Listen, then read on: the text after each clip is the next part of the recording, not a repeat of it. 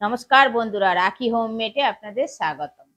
আমি আজকে ফুলকপি চিকেনের রেসিপি নিয়ে চলে এসেছি। আমি আজকে বানাবো সাধারণ ঘরোয়া পদ্ধতিতে ফুলকপি চিকেন। কেমন ভাবে বানাবো সেই ভিডিওটা আপনারা দেখতে থাকুন। ফুলকপি চিকেন বানানোর জন্য আমি এখানে চিকেন নিয়ে নিয়েছি পরিমাণ মতন। চিকেনটাকে ভালো করে ধুয়ে আমি পরিষ্কার করে নিয়েছি। একটা ছোট সাইজের ফুলকপি কেটে নিয়েছি। ধনেপাতা নিয়ে নিয়েছি পরিমাণ মতন। দুটো টমেটো কুচি কুচি করে নিয়েছি।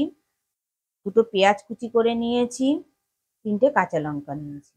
রান্নাটা করার জন্য আমি মশলা নিয়ে নিয়েছি কাশ্মীরি লঙ্কা, লাল লঙ্কার গুঁড়ো, আদা বাটা, রসুন বাটা, ধনে, জিরে, গোটা গরম মশলা আর গোটা জিরে, হলুদ, পরিমাণ মতো নুন আর সর্ষের তেল। মূল রান্নায় ফিরে এলাম। গ্যাসটা জ্বালিয়ে দিয়ে কড়াটা বসিয়ে দিয়েছি। কড়াইতে আমি পরিমাণ মতো সর্ষের তেল দিলাম। প্রথমে আমি ফুলকপিটাকে ভেজে নেব। তেলটা গরম হয়ে গেছে, আমি ফুলকপিগুলো দিয়ে দিলাম। ফুলকপিটা ভাজার জন্য আমি 1 চামচ নুন দিলাম আর 1/2 চামচ হলুদ দিলাম। হলুদ আর নুনটা আমি ফুলকপিটার সঙ্গে ভালোভাবে মিশিয়ে দিলাম। কিছুক্ষণের জন্য ঢেকে দিলাম। কিছুক্ষণ বাদে ঢাকাটা খুলে দিলাম। ফুলকপিটা একটু নেড়ে দিলাম। ফুলকপিটা ভাজা হয়ে গেছে। আমি একটা পাত্রের মধ্যে তুলে নিলাম। আবারও কিছুটা পরিমাণ আমি সর্ষের তেল অ্যাড করলাম। ধুয়ে রাখা মাংসটাকে দিয়ে দিলাম। মাংসটাকেও আমি হালকা করে ভেজে নেব। মাংসটাকে ভাজার জন্য 1/2 চামচ হলুদ দিলাম। ছোট চামচের 1 চামচ নুন দিলাম। নুন আর হলুদটা আমি মাংসটার সঙ্গে ভালোভাবে মিশিয়ে নিলাম। আরো কিছুক্ষণের জন্য ঢেকে দিলাম।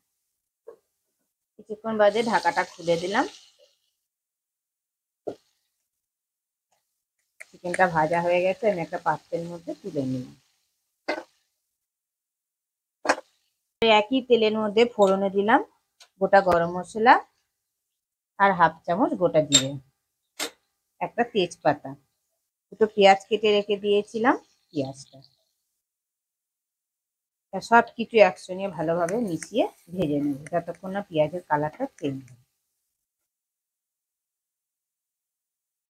পেঁয়াজটা ভাজা হয়ে গেছে, পেঁয়াজের কালারটাও চেঞ্জ হয়ে গেছে। এবার আমি দুটো টমেটো কেটে রেখে দিয়েছিলাম, টমেটোটা দিয়ে দিলাম। রসুন বাটা দিলাম 1 চামচ, আদা বাটা দিলাম 1 চামচ, ধনে গুঁড়ো দিলাম 1/2 চামচ, জিরে গুঁড়ো দিলাম 1/2 চামচ, 1/2 চামচ দিলাম কাশ্মীরি লঙ্কা, 1/2 চামচ দিলাম লাল লঙ্কার গুঁড়ো, 1/2 চামচ দিলাম হলুদ, 1 চামচ দিলাম নুন।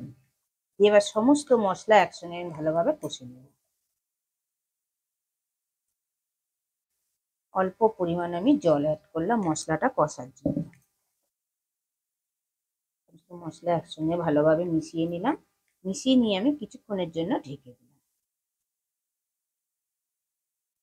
কিছুক্ষণ বাদে ঢাকাটা খুলে দিলাম।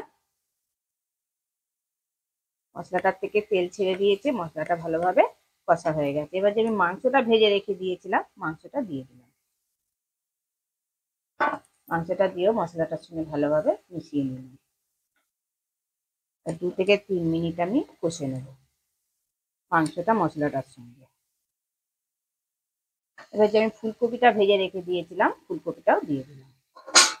মাংস আর ফুলকপি একসঙ্গে মশলাটার সঙ্গে কষে নেব। যতক্ষণে কষছি ততক্ষণে আপনারা বলে ফেলুন কে কোথা দিয়ে আমার ভিডিওটা দেখছেন, তবেই তো আপনাদের আমি ধন্যবাদ জানাতে পারবো।